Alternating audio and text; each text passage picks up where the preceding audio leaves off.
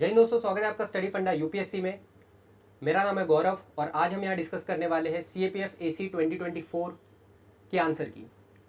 Set है हमारा ए, so please जिनका भी सेट बी सी या डी था आपको क्वेश्चन देख के आंसर मैच करने हैं, ठीक है। जिनका सेट ए है then there is no problem, आप डायरेक्टली मैच कर सकते हो। सो बी सी डी वाले थोड़ा केयरफुल होके आपको यहाँ पे क्वेश्चन देख के आंसर मैच करने हैं।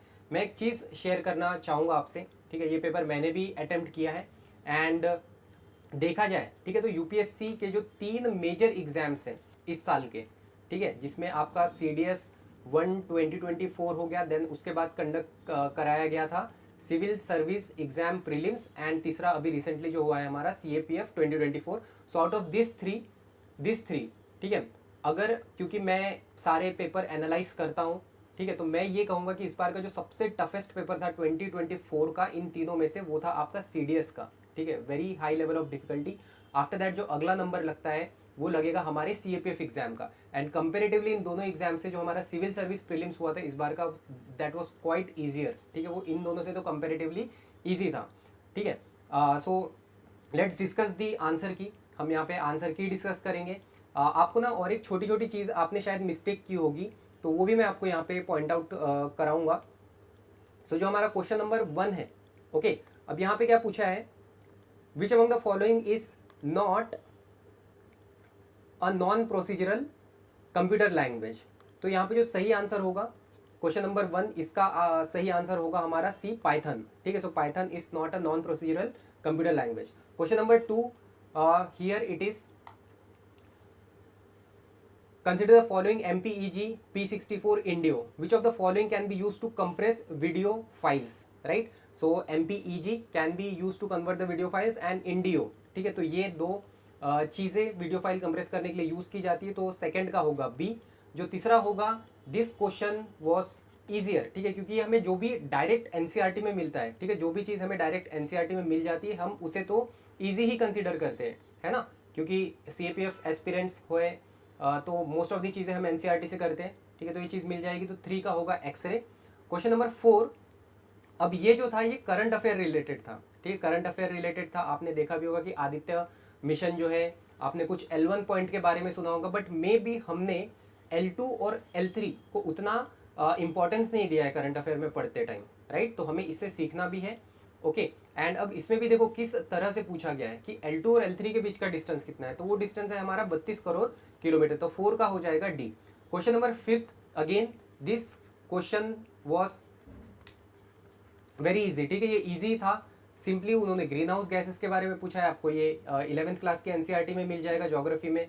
सो इसका सही आंसर होगा सी, क्योंकि जो हमारी इनकमिंग रेज होती है वो आती है as a short wavelength and when it reflect back in the atmosphere वो जाती है लॉन्ग वेवलेंथ के फॉर्म में। अगला होगा क्वेश्चन नंबर 6 जिसका आंसर होगा 45, ठीक है। तो question was related to projectile motion, ठीक है, थोड़ा ये प्रोजेक्टाइल मोशन से रिलेटेड था। नेक्स्ट आप देखोगे क्वेश्चन नंबर 7 जहां पूछा है PM1 के बारे में, ठीक है, अगेन तो ये भी हमारा करंट अफेयर सेक्शन से होगा और इसका सही आंसर जो होगा वो होगा सी। तो 7th it is C. Then will come to question number 8। Again ये क्वेश्चन भी इजी माना जाएगा, क्यों, क्योंकि अगेन ये भी आपको एनसीईआरटी में मिल जाता है कि जो रेडिएशन है वो उसे किसी मीडियम की रिक्वायरमेंट नहीं होती, वेरएज जो कंडक्शन कन्वेक्शन है इसे मीडियम की रिक्वायरमेंट होती है, कोलिजन को मीडियम की रिक्वायरमेंट होती है। सो सही आंसर होगा सी। नेक्स्ट है question number 9, again it is also a very easy question जिसका सही आंसर होगा सी।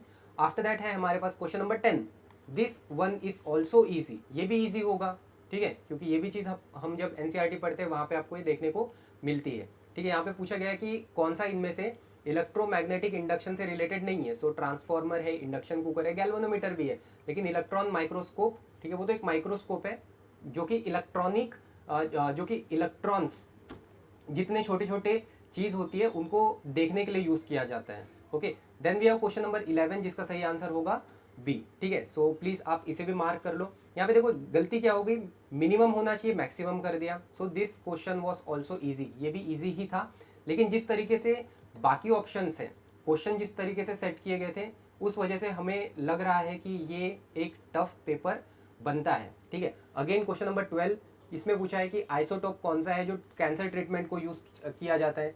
ये भी एक इजी लेवल का ही क्वेश्चन है, ठीक है। अगेन ये आपको हमारी साइंस की एनसीईआरटी में भी मिल जाएगा, ठीक है। 8, 9, 10 की एनसीईआरटी किसी में मिल जाएगा ये। एंड साथ ही साथ इसके ऊपर कई बार पीवाईक्यू भी आ चुका है, ठीक है। Hence it is also easy. अब ये जो चीज़ है, water is good solvent for dissolving ionic compound, क्यों? Because it has a high dipole moment, ठीक है। तो 13 का होगा C. After that which of the following is correct in respect to bond formation in ethyne, ठीक है। सो इसमें triple bond होता है। 14 का आप मार्क करोगे सी। 15 जो सही आंसर होगा 15 का होगा हमारा A. After that we have 16। 16 the correct answer is C. यहाँ पूछा गया है कि एटॉमिक नंबर की करेक्ट डेफिनेशन क्या होनी चाहिए। सो ये होता है the number of proton is same as atomic number. Okay, so 16 it is C. Then will come to 17। 17 again it is easy, ये भी इजी कैटेगरी का क्वेश्चन है, तो 17 का भी होना चाहिए सी। फोटोसिंथेसिस जो है ये एंडोथर्मिक रिएक्शन का एग्जाम्पल है। क्वेश्चन नंबर 18, ठीक है। क्वेश्चन नंबर 18 का होगा सीरियम ऑक्साइड, ठीक है। सो आप 18 का डी मार्क करोगे। अल्ट्रावायलेट प्रोटेक्टिव ग्लासेस में क्या यूज किया जाता है?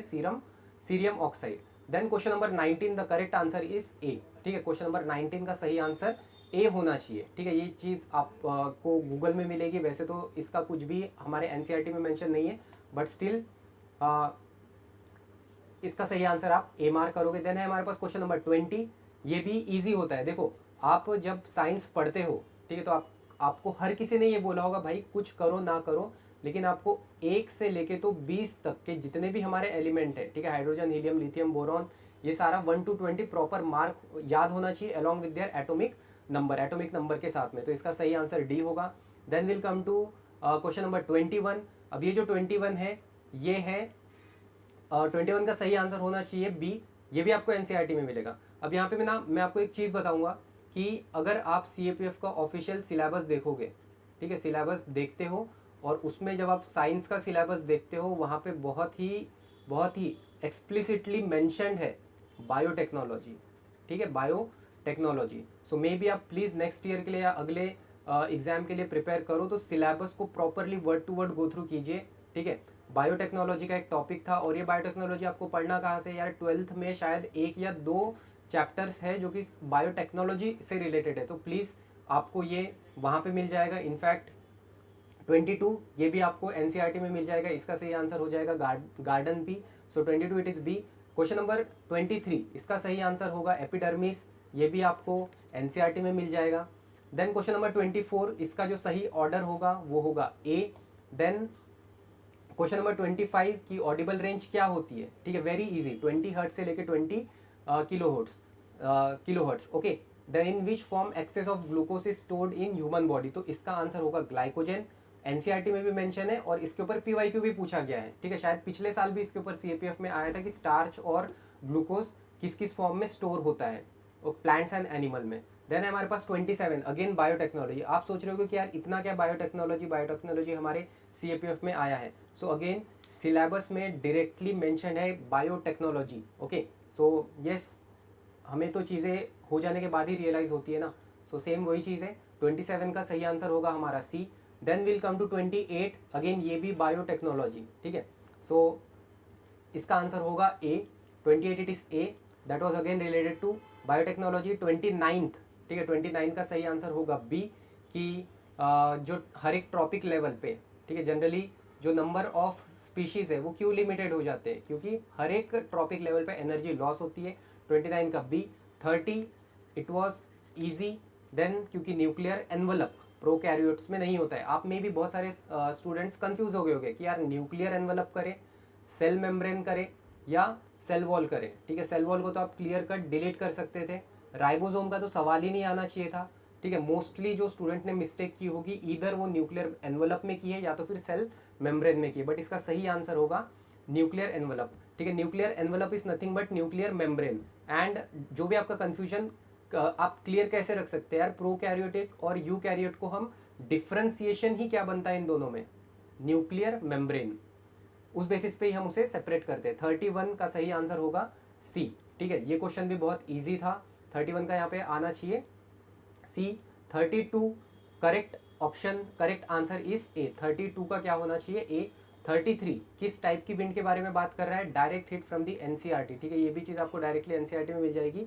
तो ये बात कर रहा है जियोस्ट्रॉपिक विंड से मोस्टली। अब आपने अगेन, ठीक है, आपने मोस्टली इसका आंसर ना जेट स्ट्रीम किया होगा, ठीक है, तो वो गलत है, उसे जियोस्ट्रॉपिक विंड कहते हैं। Then where does podzolization take place, ठीक है, पॉड्सोलाइजेशन कहाँ पे होता है, तो इसमें थोड़ा सा एक डाउट है। जनरली ये भी माना जाता है पॉड्सोलाइजेशन के बारे में कि पहली चीज़ तो ये ऐसी जगह पे होता है जहाँ पे लीचिंग एक्टिविटी ज़्यादा होती है, ठीक है, लीचिंग एक्टिविटी कहाँ पे ज़्यादा होगी, हॉट एंड ह्यूमिड एरिया में, ठीक है। लेकिन कहीं कहीं पे बहुत सारी जगह पे इसका ये भी मेंशन है कि ये टुंड्रा रीजन में भी होता है। और टुंड्रा रीजन में हम, टुंड्रा रीजन किसे कहते हैं, जो कि कोल्डर रीजन होता है, तो उसे तो हम हाई और मिडल लैटिट्यूड कहेंगे। तो यहाँ पे जो 34 है थोड़ा सा डाउटफुल है, ठीक है, तो आप यहाँ पे ए और सी में यूपीएससी की जो ऑफिशियल आंसर की आएगी वो ए या सी में से कोई सही आंसर हो सकता है, ठीक है, तो दिस इज डाउटफुल।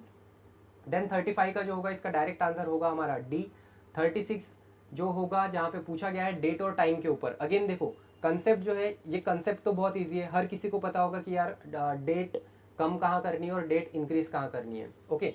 बट यहाँ पे चीज़ क्या आती है, लोकेशन में बहुत सारे स्टूडेंट्स कंफ्यूज हो चुके होंगे कि यार अलास्का, क्या दोनों एक ही साइड पे है, हवाई और अलास्का आइडियल के, या दोनों अलग अलग साइड पे, ठीक है। तो मोस्ट ऑफ द स्टूडेंट यहाँ पे लोकेशन में कंफ्यूज हुए होंगे, ठीक है, तो इस वजह से उन्होंने कुछ ना कुछ गड़बड़ की है या दो डेट सेलेक्ट किए। लेकिन इसका जो सही आंसर होगा वो होगा बी, क्योंकि दोनों ये सेम ही साइड पे आते हैं आइडियल के। 37, अगेन 37 का जो सही आंसर होगा, they usually occurs during the monsoon season. Then 38, ये तो श्योर शॉर्ट क्वेश्चन होता है, ठीक है, जो भी बिगनर या फ्रेशर नेक्स्ट ईयर के प्रिपेयर कर रहा है, ये टॉपिक आप अभी से ही करके रख लो, ठीक है। ओशन करंट का हर बार क्वेश्चन आता है और आगे भी आएगा, तो जिसका सही आंसर होगा डी, ठीक है। सो 38, हमें 38 पे 38 का जो सही आंसर होगा वो होगा डी।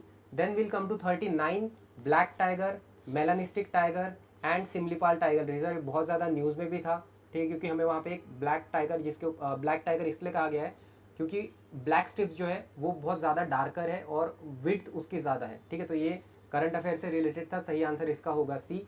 हम यूजुअली तो ये एक्सपेक्ट कर रहे थे कि यार कुछ ना कुछ चीता के ऊपर आ जाए, ठीक है, मध्य प्रदेश में जो दूसरा नेशनल पार्क है वहाँ पे चीता आने वाले हैं, ठीक है, बट अगेन एक कैट फैमिली के ऊपर से क्वेश्चन आया है। देन क्वेश्चन नंबर 40, ठीक है, क्वेश्चन नंबर 40 का जो सही आंसर होगा वो होगा B. Then will come to 41, easy question, ठीक है, जिसका आंसर होगा D 1, 2 and 3। 42, the correct answer would be C, ठीक है, करेक्ट आंसर क्या होगा इसका, सी होगा, ठीक है। फोर्थ इसलिए नहीं क्योंकि soil surface looses energy as temperature increases during the day time, but ये नाइट टाइम में ज़्यादा एनर्जी लूज करता है, ठीक है, उसी की वजह से क्या होता है, हमारा जो भी अर्बन एरियाज है, ठीक है, वो एक हीट चैम्बर की तरह एक्ट करता है, हीट रेडिएटिंग बॉडी की तरह एक्ट करता है, तो इसका सही आंसर सी होना चाहिए। Then will come to 43, soil के ऊपर अगेन, ठीक है, जैसा मैंने आपको बताया था एक टॉपिक आपको लिखना है ओशन करंट की, जो भी नेक्स्ट ईयर के लिए प्रिपेयर करना चाहता है अभी से, एंड सेकंड आप टॉपिक लिखोगे सॉइल, इसके ऊपर 100% क्वेश्चन आता ही आता है, इसका सही आंसर होगा ए। एंड साथ ही साथ ये टॉपिक आपको आने वाले सीडीएस में भी बहुत ज़्यादा हेल्प कर सकते हैं, आपको ये टॉपिक प्रिपेयर करके जाने।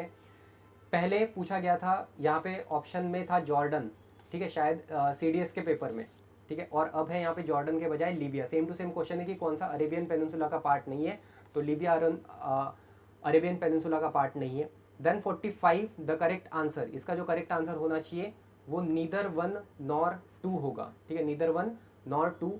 देन 46 अगेन, इस बार का जो CAPF का मैथ्स था इट वॉज वेरी इजी, ठीक है, मैथ्स जो था वो बहुत ज़्यादा इजी था, तो 46 का आंसर होगा 1।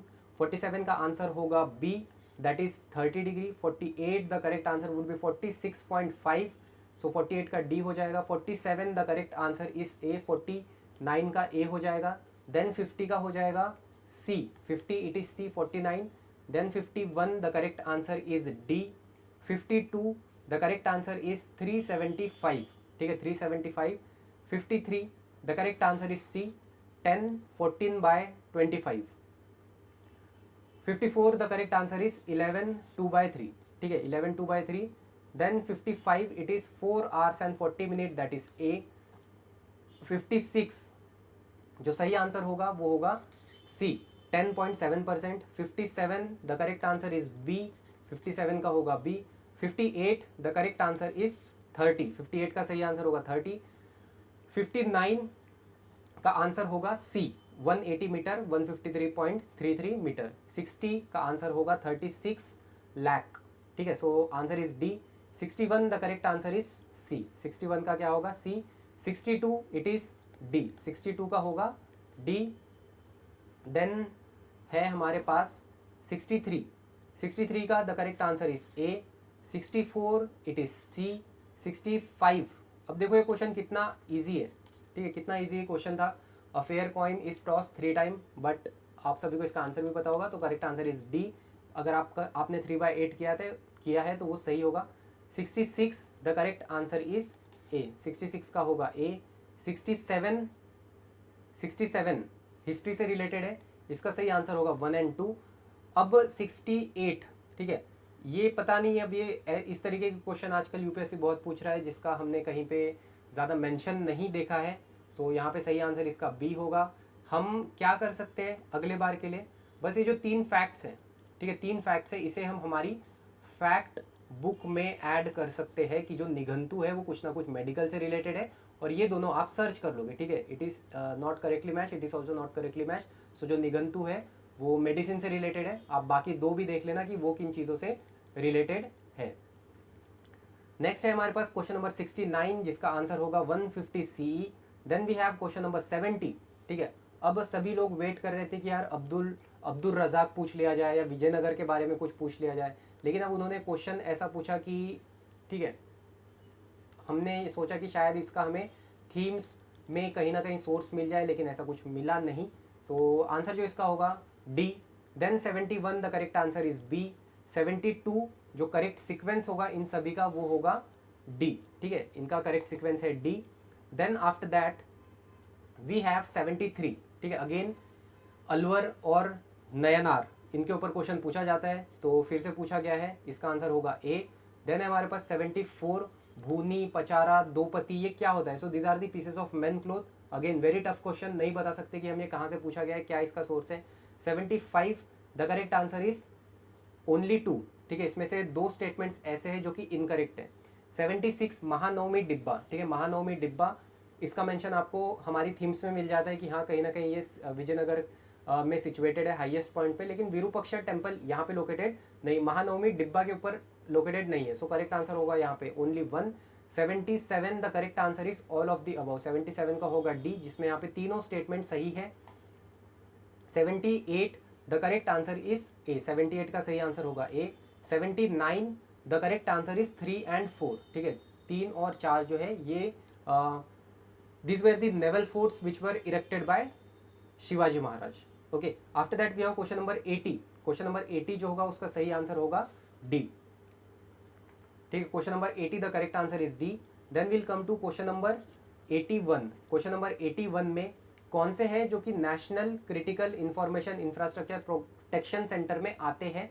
तो ये होना चाहिए हमारा, एक होगा पावर एंड एनर्जी सेक्टर और दूसरा होगा banking and financial services. So 81 the correct answer is B, 1 और 3। 82 the correct answer is A, ठीक है, बहुत सारे स्टूडेंट्स को डाउट होगा कि यार सी है या ए है, सो यहाँ पे जो सही आंसर होगा वो ए है, ठीक है। देन 83 विंटर ओलंपिक गेम्स का एम्बलम क्या है? तो ये फ्यूचुरा है। Then second question, second statement जो है ये भी सही है, सो 83 का सही आंसर होना चाहिए C. Then we have question number 84 the correct answer is B, ठीक है, सागर के ऊपर पूछा जाता है। 2022 CAPF में पूछा था कि सागर का फर्स्ट फेस कहाँ हुआ है। 2023 में पूछा कि इसका 10th फेस कहाँ हुआ है।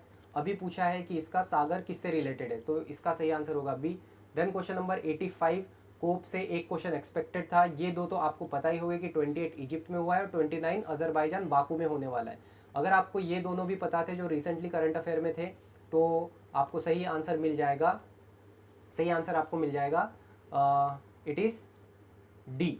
ओके, सॉरी, यहाँ पे जो सी होगा ना, 28 जो हुआ था वो UAE में हुआ था, ठीक है। तो इस हिसाब से अगर आपको सी और डी आप टिक करते हो तो आप को डी आंसर मिल जाएगा। देन क्वेश्चन नंबर 86, अब इसे भी इसके लिए टफ माना जाएगा कि भाई इतने सारे इंपॉर्टेंट आर्टिकल हैं, ठीक है। अब 1 से लेके 51 आर्टिकल्स, तो हमें समझ में आता है कि फंडामेंटल राइट्स है, डीपीएसपी है, हमें पूरे रटे हुए होने चाहिए। बट वैसे तो फिर 400 से ऊपर आर्टिकल है, ठीक है, कितने कितने याद रखेंगे, ठीक है। तो ये एक्सपेक्टेड नहीं था, बट यहाँ पे सही आंसर है B. So then we have question number 87 जिसका सही आंसर होगा C. 88 the correct answer is only 2, ठीक है, second statement only is the correct. Then 89 the correct answer is A, that is administrative reform committee report. 90 G20 से related था, G20 आप सभी को पता होना चाहिए, ठीक है। देन आपने ये ट्रिक भी सुनी होगी कुछ तो, कि गुरुजी सीता अब FCI में है, ऐसा कुछ ट्रिक है। देन G7 कंट्रीज, हम सभी को पता है कि जो वर्ल्ड के डेवलप्ड कंट्रीज है ये आपको पता होगा, ठीक है। आसियान की कंट्रीज हमें पता है। G20 की कंट्रीज हमें पता है कि पहले तो 5 ही कंट्री थी लेकिन अब 10 है, ठीक है। तो उस हिसाब से आप ब्रिक्स को डिलीट कर सकते थे, ठीक है। So anyways the correct answer is C, 90 का सही आंसर होगा C. Then we have 91, easy question, इसका सही आंसर होगा डी। देन 92, ठीक है, 92, अब हर एक कमिटी इतना वर्ड टू वर्ड याद रखना again it is very difficult. So 92 का आंसर होगा हमारा ए, ठीक है। देन 93 में सही आंसर होगा 243 टी, राइट। अगेन ये भी टफ ही माना जाएगा, ठीक है, क्योंकि ये आर्टिकल, ऐसे तो बहुत सारे आर्टिकल है फिर, ठीक है, पंचायत म्यूनसिपैलिटी में हर एक में, ओके। देन 94 का सही आंसर होगा सी, दोनों स्टेटमेंट यहाँ पे सही है। 95 इजी क्वेश्चन कि DRDO का मिशन शक्ति जो है वो किससे रिलेटेड है, एंटी सैटेलाइट से रिलेटेड है। Then 96 the correct answer is, 96 का सही आंसर क्या होगा, ए, ठीक है, यहाँ पे सिर्फ ए ही करेक्ट है। स्टेटमेंट 2 गलत हो जाएगा, यहाँ पे 14-15 के बजाय यहाँ पे होना था 13-14, तो इस रीज़न से स्टेटमेंट 2 गलत हो जाएगा। अब ये जो क्वेश्चन है, ये क्वेश्चन तो वैसे यूपीएससी ने ड्रॉप करना चाहिए, ठीक है। ड्रॉप इसलिए करना चाहिए क्योंकि ये दोनों सेगमेंट जो है, ओबेसिटी इन वुमेन और एनीमिया इन चिल्ड्रन, इन दोनों में हमने देखा है कि इंप्रूवमेंट शो नहीं हुआ है, ठीक है। तो ये क्वेश्चन वैसे ड्रॉप होना चाहिए, ओके।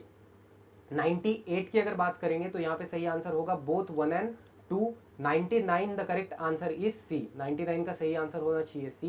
देन है हमारे पास 100 का सही आंसर होगा 10%, ठीक है, ये क्या होगा 10% होना चाहिए। तो आप देखो कि फाइनेंस कमीशन से रिलेटेड, ठीक है, फाइनेंस कमीशन से रिलेटेड क्वेश्चन पूछा गया है। देन जो हमारी 5 ईयर प्लानिंग होती है, ठीक है, अभी ये दो चीज़ बहुत ज़्यादा ट्रेंड में चल रही है। सब ने ये एक्सपेक्ट किया होगा कि 16 फाइनेंस कमीशन जो अभी बनी है शायद उसके चेयरमैन के बारे में पूछ लिया जाए, ठीक है, लेकिन यूपीएससी का कुछ और ही प्लान था। उन्होंने फाइनेंस कमीशन तो पूछा है लेकिन कुछ इस तरीके से कि जिसके आंसर बताना बहुत ज़्यादा कठिन है। Then likewise 5 year plans, please इन दो को, अगर आप आने वाला CDS देने वाले हो, इन दो टॉपिक्स को बहुत अच्छे से आपको देख के जाना है।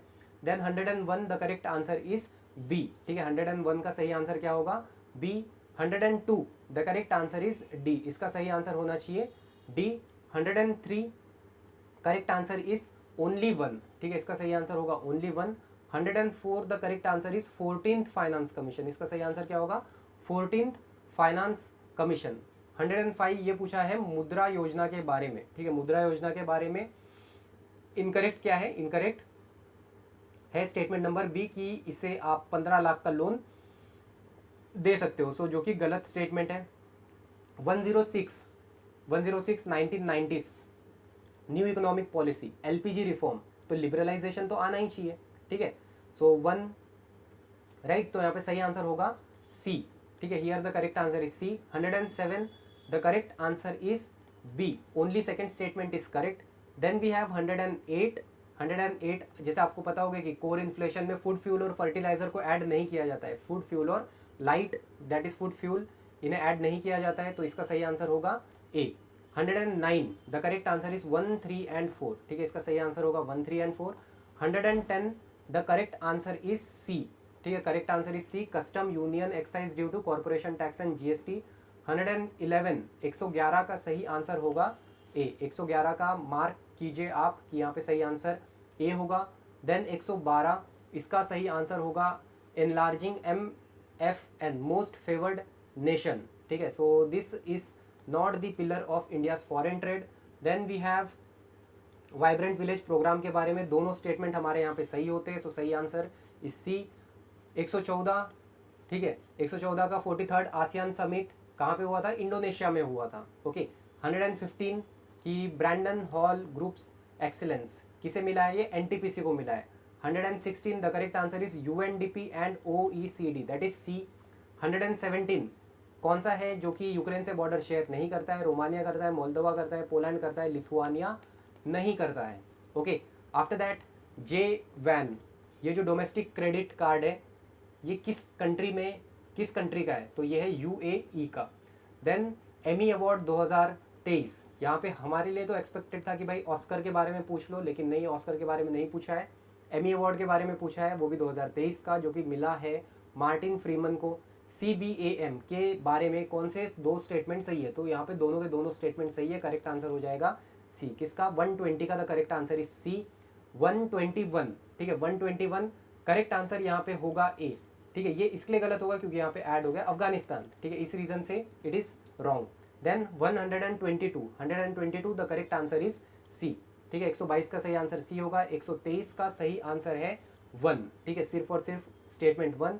124 national council of science museum, ठीक है, साइंस म्यूजियम ये किस मिनिस्ट्री के अंडर आएगा? सो ये आएगा मिनिस्ट्री ऑफ कल्चर के अंडर में। एंड फाइनली चलो एटलीस्ट एक क्वेश्चन एक्सपेक्टेड था बहुत ज़्यादा हम सभी के लिए, सिटी ऑफ लिटरेचर पूछा गया था पिछले एग्जाम में, इस बार पूछा गया है सिटी ऑफ म्यूजिक, तो that is Gwalior. Okay, so overall this was the answer key of set A of CAPF AC 2024, ठीक है। यहाँ पे मैं बात करूँगा कट ऑफ के बारे में, ठीक है। कट ऑफ के बारे में अगर मैं यहाँ पे बात करूँ, सो ओवरऑल क्वेश्चन पेपर अगर देखा जाए, ठीक है, क्वेश्चन पेपर का जो डिफ़िकल्टी लेवल था इट वाज एक्चुअली टफ, ठीक है। टफ इसलिए कहेंगे बिकॉज यार CAPF एस्पिरेंट्स के लिए ना ये एक्सपेक्टेड नहीं होता है कि आप इस तरीके से क्वेश्चन पूछें, क्योंकि पिछले अगर आप 3, 4, 5 साल का अगर पेपर देखते हो तो वैसा तो कुछ यहाँ पे